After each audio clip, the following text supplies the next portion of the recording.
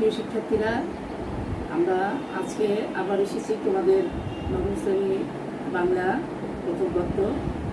আজকে আমরা পড়ব কবিতা।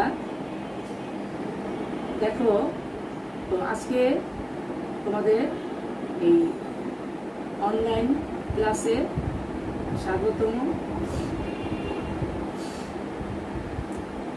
আমরা দেখব যে আজকে আমরা কি পড়ব। তার আগে আমরা পরিচিতি পর্বটা সেরে নেই। শিক্ষক পরিচিতি, এই কন্টেন্টটা আমার সম্পাদনা। তার আগে মূল যে কন্টেন্ট নির্মাতা তার পরিচয়। শামসুল ইসলাম, সহকারী শিক্ষক, কম্পিউটার, চুলতি উচ্চ বিদ্যালয়, চট্টগ্রাম। সম্পাদনায় আমি রাজিয়া সুলতানা, সহকারী প্রধান শিক্ষক, বঙ্গবন্ধু বিদ্যানিকেতন, সেকশন 7, মিরপুর রোড, ঢাকা। এখন আমরা মূল পাঠে যাব। নবম শ্রেণীর শিক্ষার্থী, বাংলা সাহিত্য। আজকের পাঠ হচ্ছে কি? কপোতাক্ষ নদ। এই যে দেখো, আমরা কপোতাক্ষ নদের একটি চিত্র দেখতে পাচ্ছি। কপোতাক্ষ নদ কোথায় অবস্থিত বলো তো? এটা হচ্ছে যশোর জেলা। যশোর জেলার কপোতাক্ষ নদ অবস্থিত। আগের সেই আর নেই, বিশাল সেই নদটি এখন দেখো একেবারে শুকিয়ে গেছে।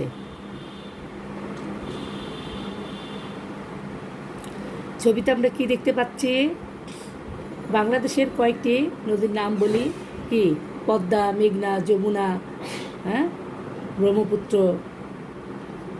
এখন আমরা যে চিত্রটি দেখছি নদীর, সেটি হচ্ছে কপোতাক্ষ নদ। তাহলে আজকের পাঠ কপোতাক্ষ নদ। শিক্ষণফল, এই পাঠ শেষে শিক্ষার্থীরা কপোতাক্ষ নদ কোন জাতীয় কবিতা বলতে পারবে, কোন নদীর পানি ছাড়া কবির তৃষ্ণা মিটে না তা বলতে পারবে, কিন্তু স্নেহের তৃষ্ণা মিটে কার জলে, দুগ্ধ স্রোতরূপী তুমি জন্মভূমি স্তনে, পংক্তি দ্বারা প্রকাশিত কবির মনোভাবের কথা ব্যাখ্যা করতে পারবে, কবিতার সারাংশ লিখতে পারবে। মাইকেল মধুসূদন দত্তের একটি ছবি দেখো। মাইকেল মধুসূদন দত্ত জন্মগ্রহণ করেন 1824 সালে। তার রচিত কাব্য মেঘনাদবধ, তিলোত্তমা, বীরাঙ্গনা। 1842 সালে তিনি খ্রিস্টান ধর্ম গ্রহণ করেন। তার পরিচিতিটা বলতে গেলে এখন বলতে হয়, মাইকেল মধুসূদন দত্ত কিন্তু জমিদার বংশের ছেলে ছিলেন। তিনি হিন্দু সম্প্রদায়ের ছিলেন, কিন্তু তিনি একটু উচ্চাভিলাষী ছিলেন। তার অনেক বেশি উচ্চাকাঙ্ক্ষা ছিল। তিনি ফ্রান্সের ভার্সাই নগরীতে যখন যান, তার আগে 1842 খ্রিস্টাব্দে তিনি খ্রিস্ট ধর্ম গ্রহণ করেন। তখন তার বাবা তাকে ত্যায্য করে এবং তিনি উচ্চাভিলাষের জন্য ফ্রান্সের ভার্সাই নগরীতে সেখানে তিনি চলে যান এবং সেখানকার খ্রিস্টান এক নারীকে বিয়ে করেন। সেখানে তিনি কবিতা লিখতেন, কিন্তু এক পর্যায়ে দেখা যায় যে তার দৈন্যতা চলে আসে। তিনি হাওলাত টাওলাত করে এর কাছে নিয়েও কিন্তু তিনি দিনাতিপাত করেছেন। তার পরবর্তী জীবনে মৃত্যুটা ছিল খুবই করুণ। 1873 সালে তিনি পরলোক গমন করেন। তাহলে এসো আমরা কবিতাটা আবৃত্তি করি। কপোতাক্ষ নদ, মাইকেল মধুসূদন দত্ত। সতত হে নদ তুমি পরমোর মনে, সতত তোমার কথা ভাবিয়ে বিরলে, সতত যেমনই লোক নিশার স্বপনে, শোনে মায়া মন্ত্রধ্বনি তব কলকলে, জুড়াই একা নামি ভ্রান্তির ছলনে।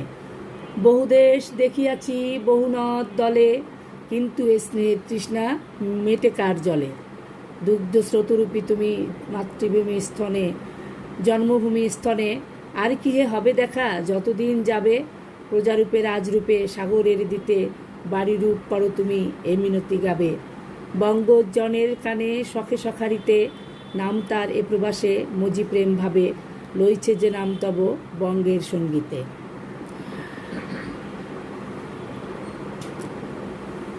এই কবিতায় কবি কোন বিষয়টি আলোকপাত করেছেন তা জোড়ায় আলোচনা করি।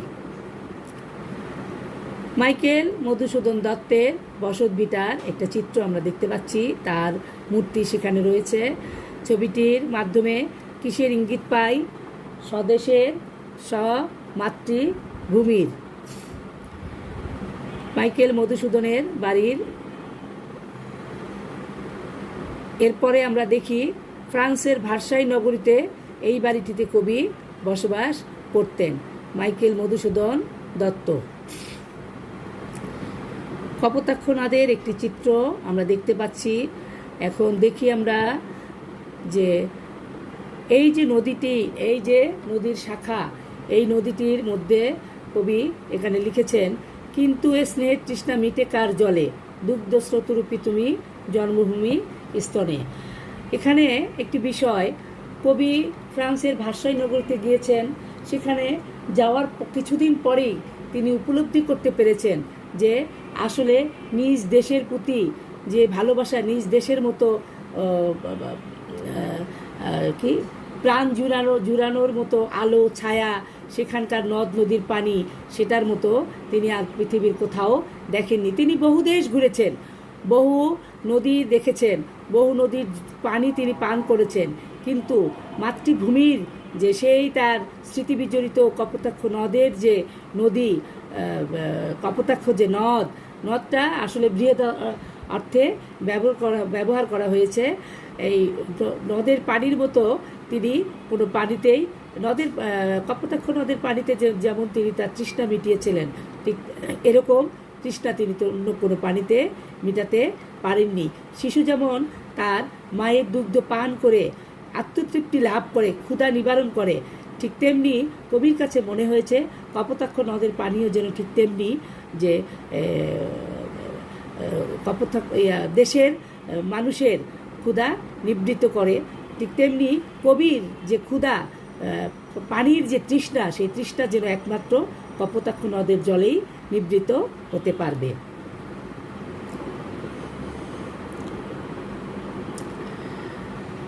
সুদূর প্রবাসে থেকে কবির বারবার মনে পড়ে কপোতাক্ষ নদের কথা। জননী যেমন তার মায়া মমতা আদর যত্নে সন্তানকে বড় করে তোলে, তেমনি কপোতাক্ষ নদের জলে অবগাহন করে খেলাধুলা সে বড় হয়ে উঠেছিল। তাই কপোতাক্ষ নদকে কবি জননীর সাথে তুলনা করেছেন। আমরা এবার নিচের প্রশ্নগুলো উত্তর বলবো। কোন নদীর কথা কবির বারবার মনে পড়ে? কপোতাক্ষ নদকে কবি জননীর সাথে তুলনা করেছেন কেন? এবার আমরা শব্দের অর্থ বলবো। সতত, সর্বদা, নিশা, রাত্রি, ভ্রান্তি,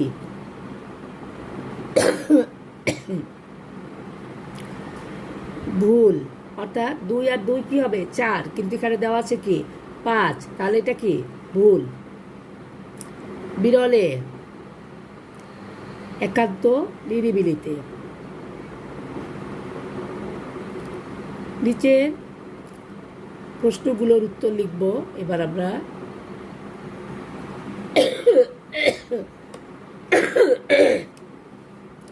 কপোতাক্ষ নদ কোন জাতীয় কবিতা? তোমরা জানো যে এটি একটি সনেট বা চতুর্দশপদী কবিতা। সনেট বা চতুর্দশপদী কবিতা। কোন নদীর পানি ছাড়া কবির তৃষ্ণা মেটে না?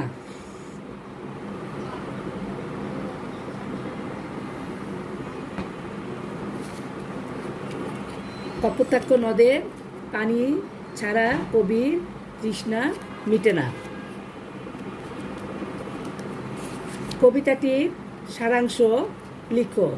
এখানে আমি তোমাদের একটু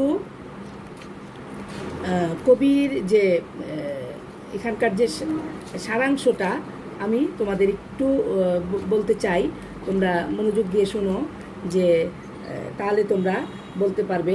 তার আগে আমি তোমাদের কপোতাক্ষ নদের মাইকেল মধুসূদন দত্তের যে পরিচিতিটা সেটি আমি আরেকটু বিশ্লেষণ করব। এর মধ্যে কিন্তু তোমাদের সংক্ষিপ্ত উত্তর থাকবে, সেটাও তোমরা মনে রাখতে পারবে।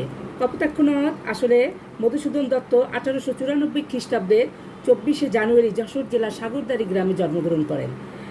স্কুল জীবনের শেষে তিনি কলকাতার হিন্দু কলেজে ভর্তি হন। এই কলেজে অধ্যয়নকালেই ইংরেজি সাহিত্যের প্রতি তার তীব্র আকর্ষণ জাগে। পরবর্তীতে তিনি 1843 খ্রিস্টাব্দে খ্রিস্ট ধর্মে দীক্ষিত হন। তখন তার নামের শেষে প্রথম মাইকেল কথাটি চলে আসে। পাশ্চাত্য জীবনের প্রতি তার প্রবল আগ্রহ এবং ইংরেজি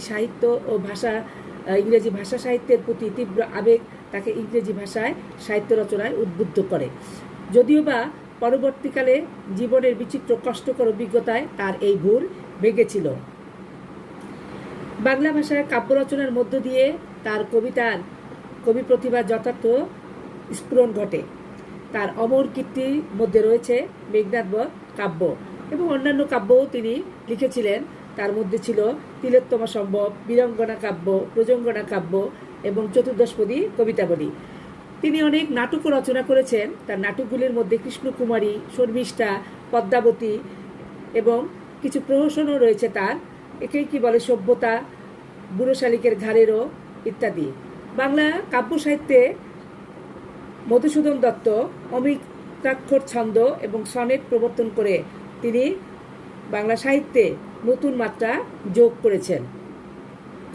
1873 খ্রিস্টাব্দে 29 জুন কবি পরলোক গমন করেন। তার আগে আমরা চতুর্দশপদী কবিতা, যদিও এই কবিতাটি একটি চতুর্দশপদী কবিতা, চতুর্দশপদী কবিতা আমরা একটু ধারণা নিব। চতুর্দশপদী কবিতা হচ্ছে ইংরেজিতে যাকে বলে সনেট, বাংলায় চতুর্দশপদী কবিতা। এর যে বৈশিষ্ট্য 14 চরণ বিশিষ্ট, এটার ভাব সংহত থাকবে সুনির্দিষ্ট। আর চতুর্দশপদী কবিতার মূল 8 চরণ হবে স্তবককে অষ্টক এবং পরবর্তী 6 চরণের স্তবককে বলা হয় ষষ্ঠক। অষ্টকে থাকবে মূলত ভাবের প্রবর্তনা এবং ষষ্ঠকে থাকে ভাবের পরিণতি। আর চতুর্দশপদী কবিতায় কয়েক প্রকার অন্তমিল রয়েছে। যেমন তোমরা দেখতে পারবে যে প্রথম যে 8 চরণ, সেই 8 চরণের মধ্যে ক খ খ ক, ক খ খ ক, এই 8টি চরণ, এবং শেষ 6 চরণ যেখানে থাকে ভাবের পরিণতি, সেটা হচ্ছে ঘ উম চ, ঘ উম চ, অথবা প্রথম 8 চরণ ক খ ক, ক খ খ ক গ, ক খ খ গ, আর শেষ 6 চরণ ঘ উম চ চ। আর কপোতাক্ষ নদ, এটি তোমরা জানো, আগেই বললাম যে এটি একটি চতুর্দশপদী কবিতা। আর এখানে এই কবিতাটির মিল বিন্যাস যেটা দেখানো হয়েছে, ক খ ক খ, ক খ খ ক, গ ঘ গ, ঘ গ ঘ, এই হলো চতুর্দশপদী কবিতার বৈশিষ্ট্য। আর মূলত কবির এই যে কবিতাটি, এর সারাংশটাই হচ্ছে কবির কপোতাক্ষ নদ কবিতাটি একটি চতুর্দশপদী কবিতাবলী থেকে গৃহীত হয়েছে। এই কবিতায় স্মৃতিকাতরতামূলক আবরণে কবির তার যে আত্মোজ্জ্বল দেশপ্রেম, এটি প্রকাশিত হয়েছে। কবি যশোর জেলার কপোতাক্ষ নদের তীরে জন্মগ্রহণ করেন, সাগরদাড়ি গ্রামে জন্মগ্রহণ করেন। শৈশবে মধুসূদন এই নদীর তীরে প্রাকৃতিক পরিবেশে বড় হয়েছেন। সেখানে তিনি খেলাধুলা করেছেন, ছুটোছুটি করেছেন। কপোতাক্ষ নদের পাশে তিনি হয়তো সেই নদীতে খেলেছেন, গোসল করেছেন। কিন্তু যখন তিনি ফ্রান্সের ভার্সাই নগরীতে বসবাস শুরু করলেন, তখন জন্মভূমি, তার শৈশব, তার কৈশোরের বেদনাবিধুর স্মৃতিবিজড়িত যে কপোতাক্ষ নদ, এটাই তার মনে জাগিয়েছে কাতরতা। দূরে বসেও তিনি যে কপোতাক্ষ নদের কলকল ধ্বনি যেন শুনতে পান। তিনি অনেক নদ দেখেছেন, অনেক দেশ দেখেছেন, সেই দেশের নদ নদীও দেখেছেন, কিন্তু জন্মভূমির এই যে নদ যেন মায়ের স্নেহডোরে তাকে আবদ্ধ করে রেখেছে, কিছুতেই তিনি তাকে ভুলতে পারছিলেন না। কবির মনে সন্দেহ হচ্ছে যে তিনি কি এই নদের দেখা পাবেন। কপোতাক্ষ নদ তার কাছে সবিনয় মিনতি বন্ধুভাবে তাকে তিনি স্নেহদরে যেমন স্মরণ করেন, কপোতাক্ষ নদও যেন একই ফ্রেমভাবে তাকে সস্নেহে স্মরণ করেন। কপোতাক্ষ নদ যেন তার স্বদেশের জন্য হৃদয়ের কাতরতা বঙ্গবাসীদের নিকট ব্যক্ত করে। তাই তিনি শেষের দিকে বলেছেন যে দেশ মাতৃকার প্রতি আকুণ্ঠ প্রেম যে মানুষের সহজাত প্রবৃত্তি, কবির এই কবিতায় তাই ধরা পড়ে।